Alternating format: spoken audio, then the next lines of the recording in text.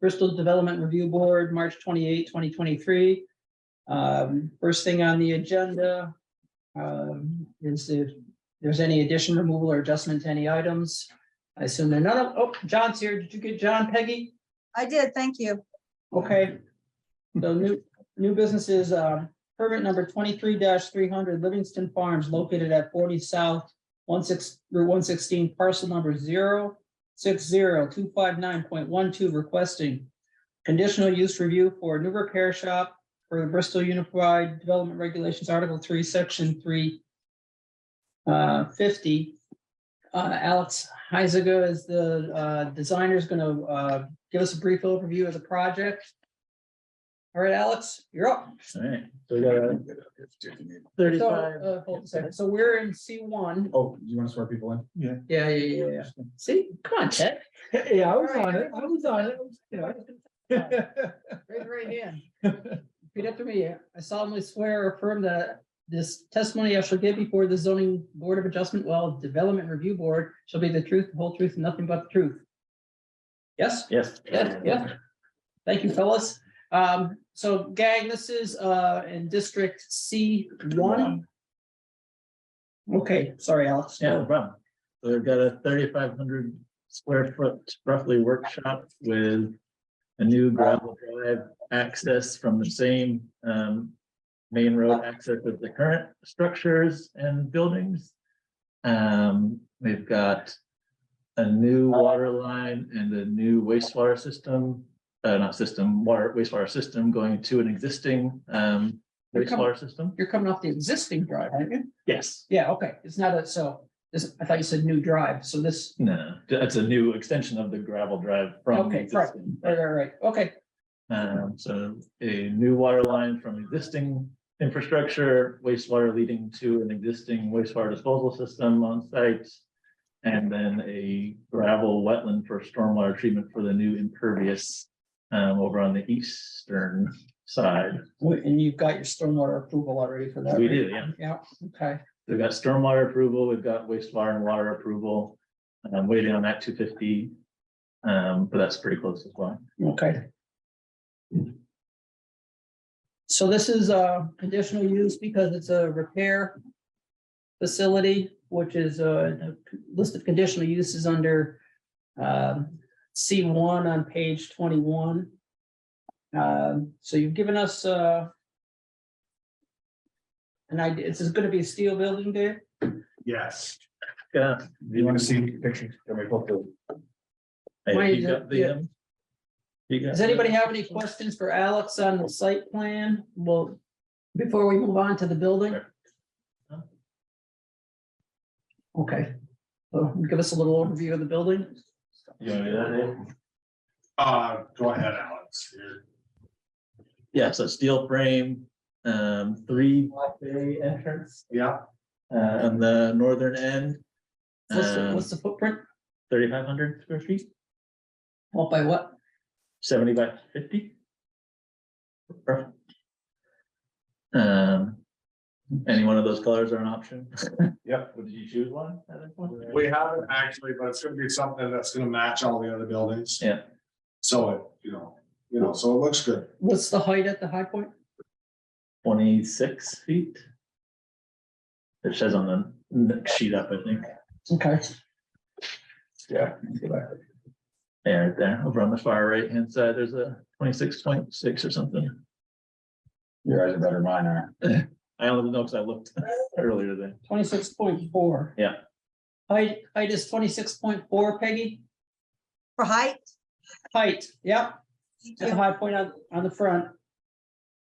3 bays, steel building, you've got shown us the type of exterior with the color yet to be determined, but it'll match. Uh-huh. And then a little shed off to the left. Is that an entrance or? No, that's just for, for arts and Okay. tools, Yeah. et cetera.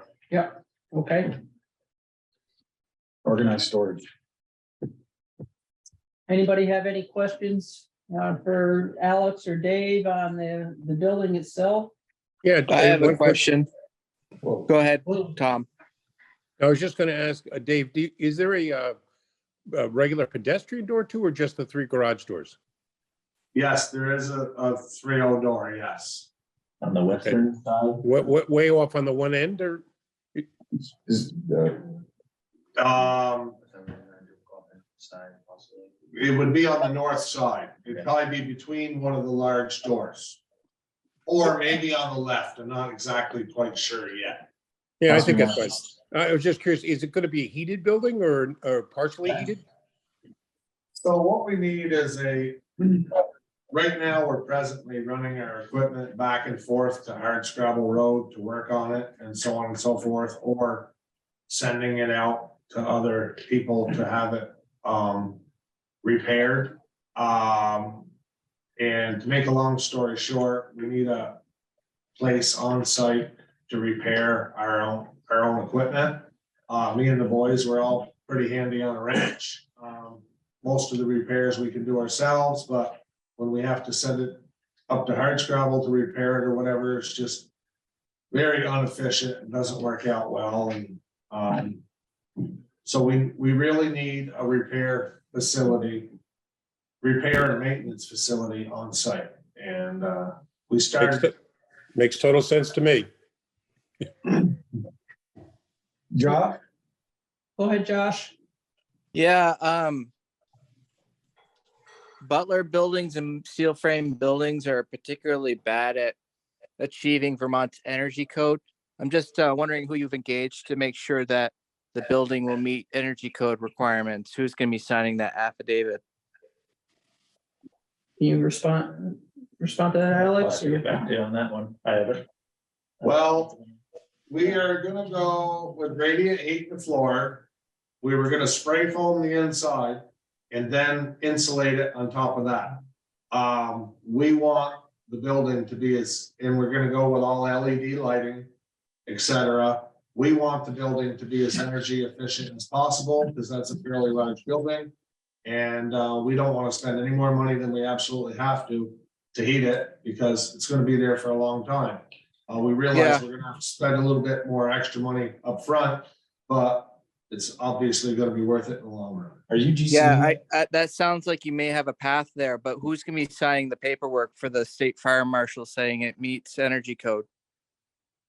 Well, we've been through Act 250 and we are gonna be, I've already talked to the Department of Labor and Industry. And they are actually supposed to be coming in and visiting with us and looking at the project this week. I had a long conversation with the guy the other day and obviously it has to meet all of their requirements, the electrical requirements and so on and so forth. With us being under Act 250 jurisdiction, we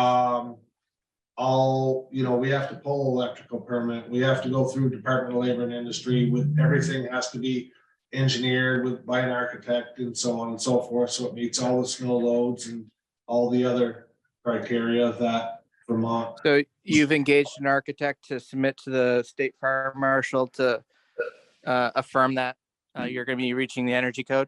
Is that what I'm hearing? Yes, but the state, first of all, all these steel buildings now, they have their own architects on staff and they meet all the building requirements. And that's one of the things I was discussing with the state the other day with the Department of Labor and Industry. And he was saying that all these steel building manufacturers now, they have their own architects on staff so that the state said they would accept what their stamp, I guess, because they have to be Vermont state approved in order to be able to sell those buildings in Vermont.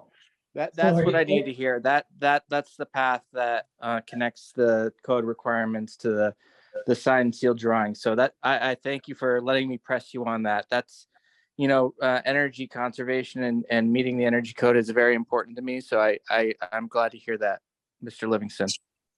So Dave, are you going with Heritage Building Systems or it's just an exemplar? That's an exemplar. We're actually looking at like 4 or 5 different companies right now. We want to go with one that's a very heavy gauge steel.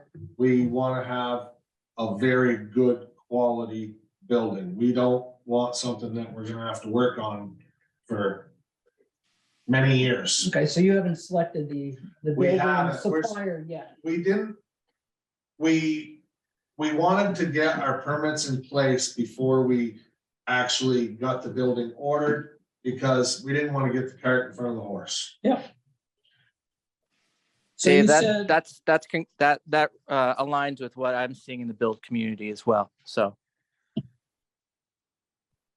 so Dave, you said you're gonna have radiant heat in the floor and you're gonna spray foam the walls and then what's in the ceiling? Is that, We're gonna spray foam the ceiling too, and then Ceiling we're and gonna sides? insulate over the top of that.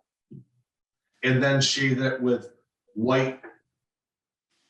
I'm gonna call it tin, that's not the right word, but anyways, on the inside, so it's nice and bright white, so okay, the oh, so- lighting really reflects off of everything, so you can see really good. okay. Got it. Any Are you other, going, go ahead. yeah, I just wanted to ask a question about, what are you gonna be repairing there? Your own stuff or other people's stuff? Just our stuff. Okay. No, we are not a repair shop. No. Not even a little bit. It's In that just, it's vein- basically keep our equipment in, good shape. John? Yeah, in that vein, so, and you don't see this becoming like a public, garage type facility, just for your use, Absolutely not. Any other questions from the board? Go ahead, John. I noticed you're gonna have a wash bay in there, Yes, so we could clean our equipment.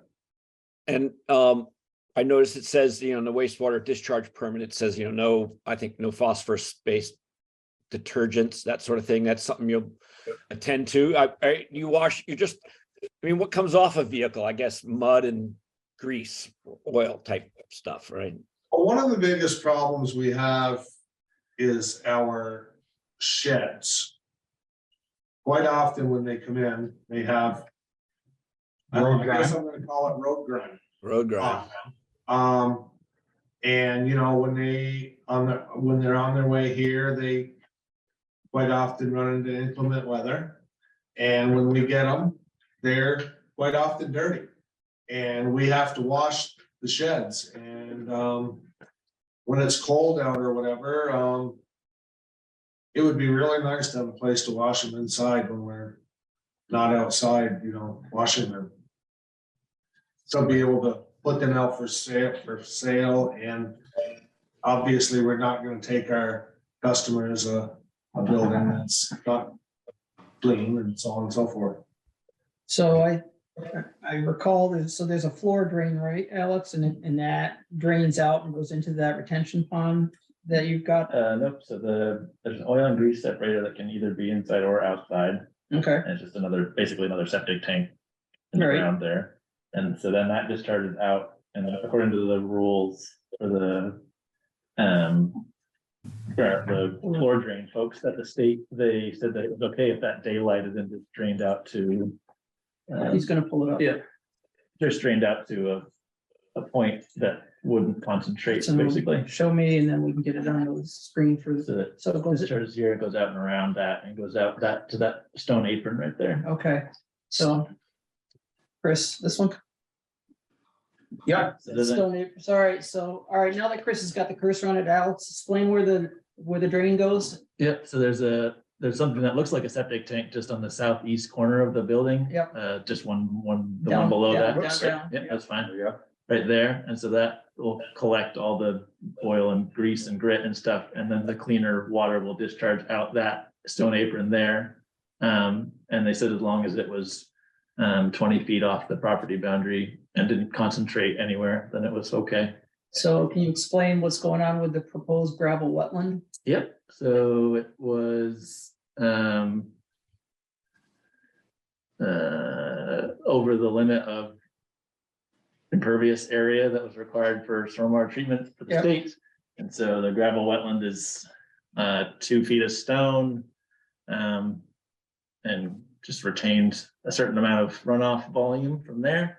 But does it sit lower? It's Looks just like- lower, yeah, yeah, so that's- it's a couple feet lower than the parking area. Yeah, Um, and so you just have overland flow draining into it, is that the Yeah, plan? so there'll be roof draining and there's a kind of a small swale to the south Yeah. of the building and it kind of catches that western portion of the parking and that all drains down to that 4-bay, which is kind of that vertical oval on the left-hand side of the wetland area. And then that'll overflow into the actual gravel wetland itself. And then it just percolates in over time. Yep, and there is another overflow point with orifices that'll discharge anything over the 1-year storm, basically, out to the. So what's going on here? So that's the 100-year overflow point. So, all right, so That's yeah.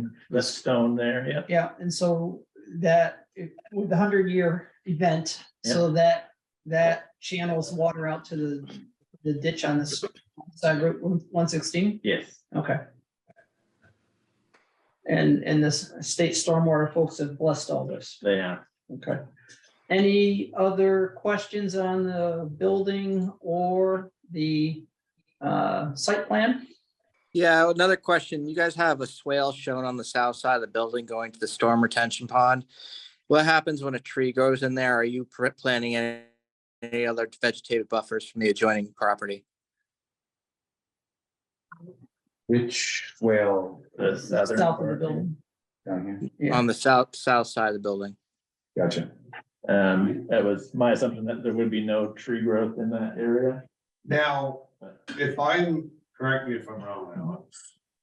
Doesn't this get inspected by the state every, does. like, what is it, once every 2 years or something? I think in theory, that's the idea, yeah. Yes, so obviously when the state comes and looks at it, if it's not up to their specifications. But the other side of that is, I'm sure you people have all looked around our business down there. And you've seen that we don't let things just Grow. grow up. And, we keep things neat and organized and so on and so forth, and if there's one way to raise my anxiety, it's a mess or something that doesn't look good. So what's the property to the south, Dave? Craig Brown owns the property to the south. So is that does that have the cranes on it and in his buildings? Yes, Okay. I mean, Is there a there's requirement for a vegetative buffer between properties? Oh, only if it was residential and that's a Yeah. commercial property. Yeah, not in C1. Okay, Oh, that's right, C1. okay, that satisfies my question. Thank you. Yeah, Any other questions before we go through the John have one for you? criteria? Go ahead, John. No, I'll wait for the criteria. Thank you. All right. We cover everything, Alex and Dave. We're gonna walk through the criteria that we have to discuss. We good? I have All one right. quick question. Go. Is there a specific use that we're considering here? Repair. Repair. Okay, thank you. It's in the conditional use list for the C1 zone. Thank you. First. Where's the general conditions? 555? I Mm, mean, 355, sorry. Right.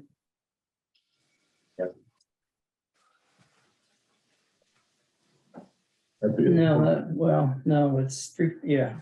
All right, so the first are the general criteria. I think we can go through them pretty quickly. Anybody who sees an issue with any of their criteria as I go through them, pipe up. Conditional use should not overburden or exhaust existing planned municipal facilities or services. You've got on-site septic, you've got on-site water. So I don't see an issue there. Is anybody else? Okay, On-site water from where? from the other property, From, from Dave's property. we have a drill well. okay, so it's not from the town. Okay, well, that was my question. Go ahead. Perfect. Character of the area, conditional use may not by its nature, scale, or conduct cause an undue adverse change to the character of the area, as the area would exist if fully developed in the town plan. It has to meet dimensional setbacks, sign standards. No separate sign for this, right, Dave? No, So we're in the C1 zone, commercial 1 zone, so this is where this kind of use is supposed to be. It's in, matches up what's already going on Dave's property and matches up what's, well, with what is to the south on Craig Brown's property as far as equipment and equipment related buildings. So does anybody see an issue with character of the area? No. Okay, traffic impacts, in the application, you said this is gonna actually, you don't have a new driveway, you're using the existing driveway. And now you're gonna have less traffic, with low boys and equipment driving up to Hardscrabble. yes. Any issues for anybody on traffic? All right, compliance with the regulations, in effect at the time of the submission, which is kind of obvious that it has to comply with our regulations, so it does. At least I'm not aware of any that it doesn't. Renewable energy shall not excessively inhibit or restrict access to renewable energy resources, including but not limited to water, sunlight for energy generation. So I don't know that we've ever had one that triggered that. And so we've got a 3,500 square foot building. Anybody see any issues there? No. All right, specific site criteria, which is sections 356. The first one is demonstrate circulation between the site and street network is adequate to accommodate the proposed traffic. So it's basically on-site traffic. Anybody see any issues there? Seeing none, safe pedestrian connections to on-site parking areas or existing or planned pedestrian facilities located on adjacent properties or along public roads. No sidewalks down there, so no pedestrians, and this is going to be away from the retail part of the yard. Correct. All right. Demonstrate they've incorporated landscaping features into design to sort of shrubs, fences, walls, gardens, open space, or other features into a design to reduce any impacts of use might have on neighboring properties. It will enhance the appeal of the proposed use. And so we don't really have the landscaping issue here because it's the C1 zone. And no different really from what's already existing when you travel on 116.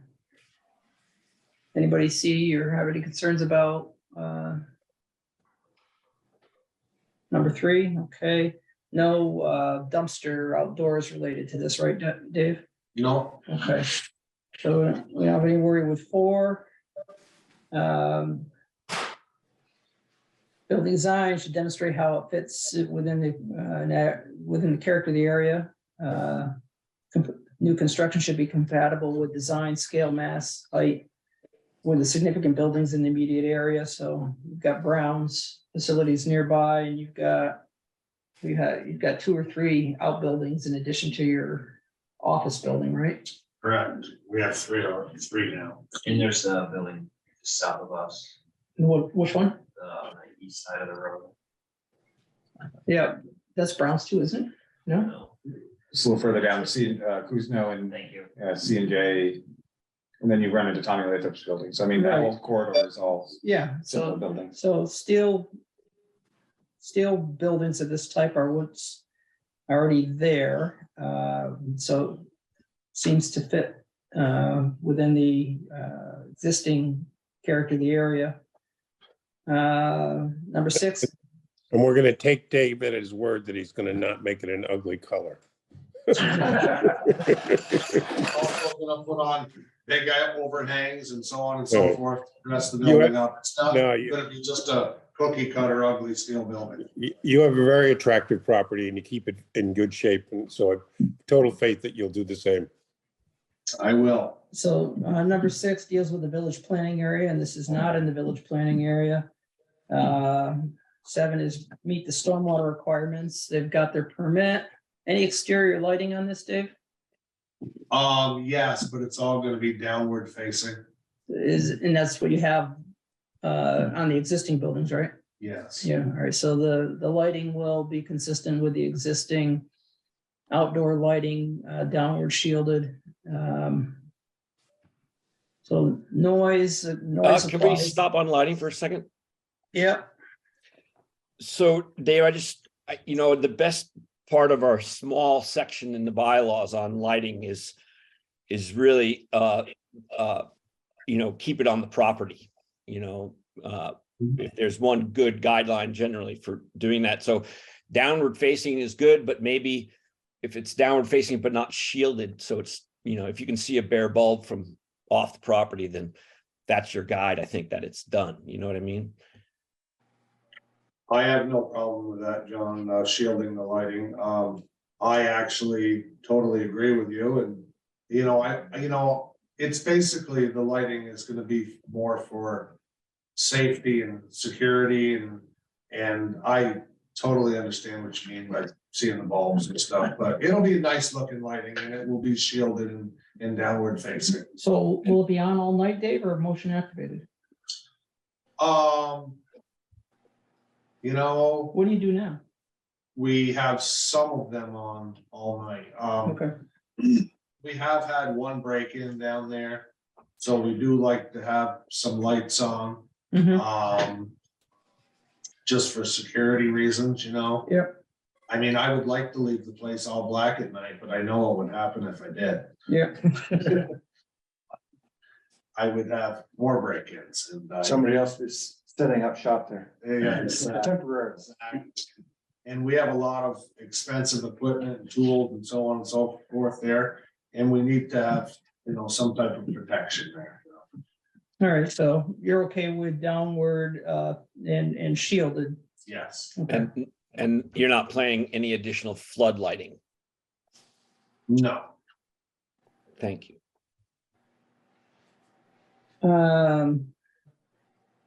So. 7, 5. Yeah, 3, yeah, I 6. understand. Yeah, I know. No, sir. So there's no new signage, which is 10 hours of operation. So it's gonna be consistent with your existing business, Dave, and unless Yes. there's something that you gotta work on to get it on the road. Yeah, but hopefully that doesn't happen. So But no, Remind me what the 99.999% of the time, it'll be, during regular business yeah, operation hours. remind us so Peggy can get in the minutes what your business hours are. It is 8 to 4:30, Monday through Friday, 9 to 3 on Saturdays. Did you get that, Peggy? Yes, thank you. And it's also not as many hours in the winter. Right. All right. Mr. Chairman, and- Yes, sir. did we jump over noise? We did. Yeah. It's, So noise, as far as this district is concerned, there's actually no guidance other than it shall not be excessive at the property line. Which is. I just had a couple questions. Sure. So Dave, when you're repairing vehicles in there, do you imagine that the large doors, the vehicle sized doors, the garage doors will be open? I don't know if you use pneumatics or what kind of equipment you're using in there. The doors will be closed. The shop, those buildings, they stay cooler if you keep the doors closed, or warmer in the winter, obviously, if you keep the doors closed. When we do the bulk of our repairing is actually in the winter time, which obviously in the winter time, we're gonna have the doors closed. If we're in there working in the summertime, that is gonna be,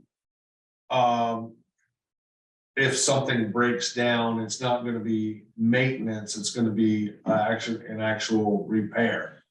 But yes, the doors with those type of a building, like I say, it's gonna be cooler in the summertime with the doors closed.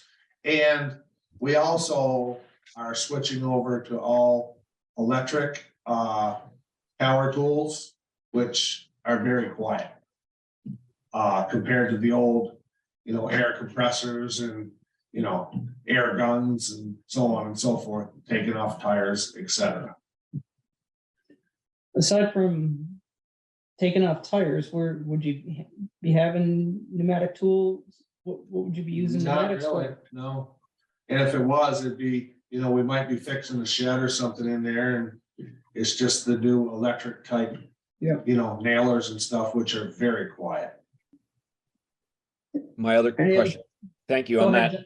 Yeah, your vehicles do they have hush beepers or whatever you call them, the non-beeping backup beepers? Some of our new vehicles do have the beepers, yes, which I believe by state law in a commercial setting, you can't dismantle those because somebody gets run over or something, you're obviously, and you've dismantled it, it makes you liable, I guess is a good way to put it. I'm not sure I follow you. So you have to use the beeping backup beepers? Yes, like we have two new trucks that have the backup beepers. We're not, by building the shop, we're not creating more, I guess is a good way to put it. I guess I'm not quite sure how to answer that, John, I guess. And there's no requirement here or anything, but John, are you thinking there's a new were you making a distinction? well, there's those beepers that The go new shh, kind? shh, shh, shh. They meet the code for backup warnings, but they're just less offensive to everyone around. But Okay. and there's no rule you have to use those or anything in Bristol. That's certainly not the case. But if you, as you look forward to that, that's a great way you can get ahead of the curve of keeping your noise down. Think about those hush beepers. I hadn't even thought about that. That's actually a good idea, because I don't like to listen to them either. Yeah. I don't think anybody does.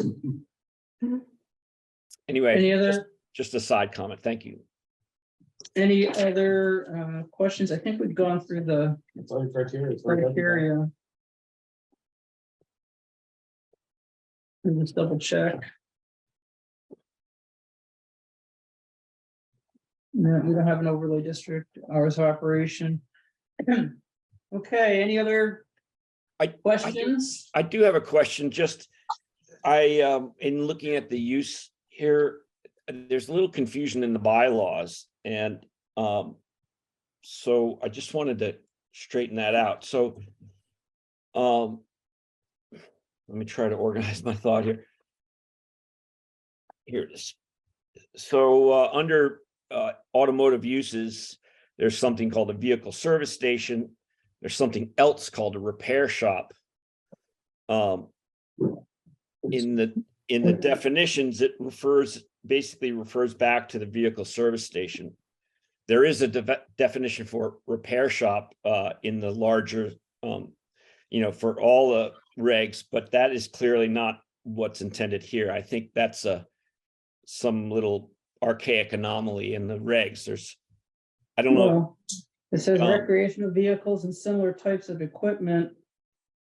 And But that aren't roadworthy, aren't licensed to drive on the road. So this would be more like a vehicle service station, I believe.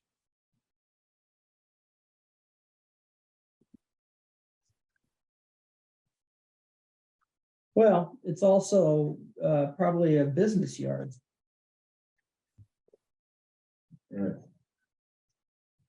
I think we should know what it is before we approve it. They're both a conditional, so like Yeah, they're the all vehicle different. service station would be. They can't have a convenience store, but yeah, I mean, That's a separate Yeah. definition. right. So, It's for our own use, it's not for, you know, like you're charging somebody. I think classifying it as a vehicle repair station would meet the definition, correct, John? Is that where you're going? Vehicle service station, I believe, is the correct term. Yeah, and which is fine. They're both, it's the same conditional use. It's just we call it out for what it is. Yeah, and I just throw a note in the file, Chris, that there is this sort of weird thing about there's a repair shop that's defined in the definitions, but it has nothing to do with vehicles. Nothing to do with road vehicles. You know, it No, could be that's like good. ATVs and stuff, but that just seems to be something we ought to pay attention to in the planning commission. Yeah, I mean, I think it falls within both. It fits within business yard as well, maybe even better than it does for vehicle repair. I mean, it sort of falls under 3 because they have on-road vehicles that they might be repairing. They have things like excavator, like their mini excavator they might be repairing, which is an off-road vehicle. Right. And they may be repairing their sheds. Similar landscaping or to store, maintain, construction, landscaping, similar heavy equipment or other materials and facilities customarily required by a contractor in the building, landscaping, or construction-related trades or similar businesses. It says, but then it says where the majority of the business activity takes place off-site. So maybe it does. I don't know. I mean, it's either one. They're both conditional uses. The criteria are all the same. We can categorize it as a vehicle service station, and with a condition that it not be open to the vehicles other than the applicants. I like that. So it's not open to the public, basically. All right, that makes a very clear distinction. I like that idea. That's fine. I just think it needs to sit on one of our definitions as defined. That was a good catch, John. I hadn't looked at the definition of repair shop. Any other questions or comments? So which use will it be? Vehicle service station? Well, Yeah. I think we should do vehicle service station. And then we can talk about, well, if there's any other questions, let's have them. Otherwise, we'll make a motion. Well, if it's just a vehicle service station, is there anyone going to challenge them on using the shop for other purposes that they've already described it, that they plan on using it for They're using it- repairing buildings, repairing the buildings they're selling? Would it make sense could you classify it as both a owner-owned vehicle repair shop and business yard? Is it it falls under both definitions? Would that make sense, John, I mean, in your mind? I'm fine with it being a hybrid in this situation. Sometimes that, uses don't fit neatly in a box, and this one kind of straddles. There's no reason why we can't use both classifications, say that there are elements of both in there and do both. Well, and to Ted's point, we're gonna say what they can use it for. So if somebody, if the permit's issued, there's nobody here to challenge, but if the permit's issued, the permit's issued. That's that. Yeah. And John's made a good point, for note for the planning board. It could stand a little cleaning up next time they revise the bylaws. Absolutely. Yeah, well, I mean, it's important because, we're approving uses here, not buildings per se, but uses. And so, right. We ought to be clear on what use we're saying okie dokie to. Yeah, absolutely. Anything else? Any other questions or comments? You guys have anything further you want to get out? Not that I can think of. Okay. So I'll move that we approve the conditional use application for a business yard / vehicle service station with conditions that the only vehicles repaired or structures repaired, the only work that takes place is on the applicant's own equipment or vehicles. And that the lighting be, Don, what was your phraseology? Downward facing and shielding. Downward facing and shielded? Kept on the property. I don't know. Yeah, so, yeah, well, I'll say downward. Face. Downward facing doesn't cover it because you could take a floodlight and hang it upside down and that's No, downward but you facing, but it's still a floodlight. So Yeah, but, and shielded. And shielding. Yeah. And, it needs to stay on the property and yeah, that covers it. okay. Those are the two conditions that I have in mind from the testimony. The other state permit requirements will be handled by the appropriate state agencies, but they've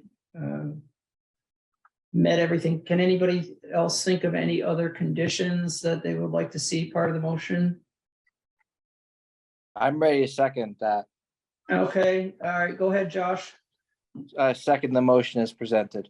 So you have the conditions, Peggy. We have that it's not, the repair facility is not open to the general public. It's for the maintenance and repair of the applicant's own vehicles and equipment. Yep. All right, and so any other debate on the motion? Seconded by Josh. Okay, seeing none, we'll move to a vote. All those in favor? Josh, what are you doing? Josh says aye. So we've got Brenda. Brenda's a yes. Okay, so it's 6-0. So unanimous. So that's that. I'll get a decision written up, get it out. Thank you very much. Much Thank you. appreciated. Thank you Good for luck. coming with a well-done plan. Yep, yeah, nice job, Alex. Don't worry, we will not build an ugly building. Cool. Can't you use one of those buildings you got sitting around there already? I think you should clad it in some of your landscaping materials. Stone. The stuff an Stone. excavator in one of those buildings, I think it'd be coming through the side of it.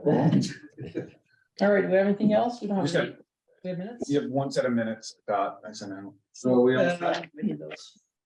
Because I didn't have a pack email. Oh, I didn't get those minutes. Then let's defer that, I would defer that off then. I did not send them out for whatever reason, my error. Okay, all right, do we have anything else scheduled? Not a thing, you're good. Okay, hey, thanks, people. See you, thanks, Josh. guys. Appreciate Have a it. great night. Take care. Thank you. Yeah, you too. Good night.